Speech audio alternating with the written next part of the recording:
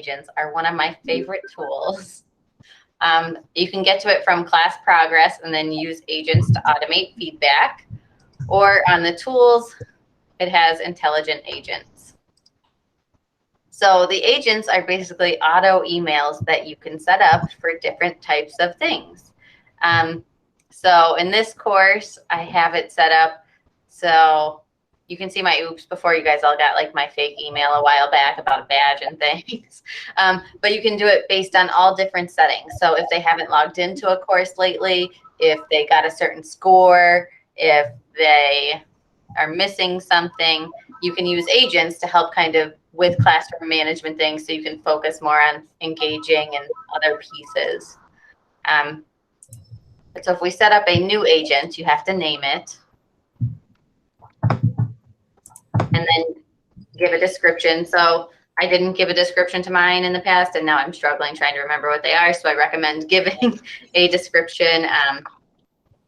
This is for folks who've never logged in. And then it'll default to agent is enabled, meaning that it will do what it's supposed to do. When you come up to criteria here, it has role in the class list. So if you do all users visible in the class list, that will also include you. So if you do users with specific roles, you can check, I just want this to go to my students specifically. And then you can choose a couple different ways to trigger this. So is it login activity, course activity, or a special release condition? So you can do course activity, which is the one I recommend. User has not accessed the course in the last 3 days. So they haven't logged in a while. They haven't looked at anything. They're going to get an email from this part down here.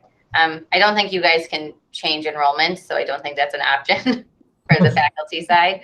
But then you have the option, take it the first time it happens or every time it happens. So like every time they don't log in for 3 days, they're gonna get an email from me. In my personal course, I'll say I have it set up for the first time because then I have a second one that says if they haven't logged in for 5 days, and that's the one that I use the every time on. But whichever one you want. And then down here, there's a send an email button. So if you look here, it says special email addresses that I can use. And you want to use the initiating user. So anybody who meets this requirement is considered an initiating user and they will get the email. And then in the subject, you can type something that's relevant for whatever you're doing. So like, hey, and then I like to use this. Oh, it's initiating. But this is replace strings because I can't type. So it'll let you kind of auto put in things. So to customize it. So I'm going to do initiating user first name. I couldn't type it. That's very cool. Yeah, you haven't been around in a bit. So then you can go ahead and leave them a note here. Like, hey, come stop by class. And then one of the other replace strings that I like in here is last course access date. So I can say, and then it's custom, you haven't logged in since, and like, so in my usual one, I say like, well, you're not required to log in every day. It's helpful to check in and stay on top of it. Let me know if you need anything. I'm not gonna go through all that right now. You can also upload a file. You can still do the record video, audio, all the things. And then down here, there is scheduling. So use schedule means that it'll run automatically and check for it. So if you check use schedule, update the schedule. I say it goes every day. It checks for students who haven't logged in for 3 days. Not every 11, every day. And then I do recommend setting the start date for like a week into the semester after add drop, because otherwise if you don't set a start date, as soon as students, like that day one when the course opens, the student will start getting emails that they haven't logged in 3 days. So you'll want to set it, you know, like I said, for like a week in or so they have time. But What happens if a student drops later? Will it still automatically, because they'd still be in your Moodle in that case, wouldn't they? Or is that, or the Brightspace rather? that Are was they only dropped in out? Moodle. If they drop, they won't. Okay, If they'll they're just be dropped, gone. yes, they will no longer have that weird suspended Oh, great. status. So, but you can use that, and then you can hit save and close. And if it's a date in the future, like this one, you can actually do a practice run, which is what I should have done that first time and didn't. But if you do a practice run, this one will take a while because there's so many people in here. But a practice run will tell you like who it would identify, so you can verify that it's picking the right people. That's very cool. Yeah. So one of the other options though is maybe you don't want to do course activity. You still have all these release conditions that you can pick. So like maybe like week 1, right? You have your syllabus there. So you're going to say, did they visit the syllabus yet? Let's pretend that says syllabus. But you could hit create, and then you could say like, hey, I see you didn't check out the syllabus yet. Make sure you do that because it's super important to start off on the right foot. So you can even do those type of things to highlight important content topics that you want to make sure they all get to. So those are intelligent. They can't respond to that, can they, Kat? They can, because it goes to, I think it goes to your email because you sent it to me. Okay. So it'll come from your email. So like it goes back correctly.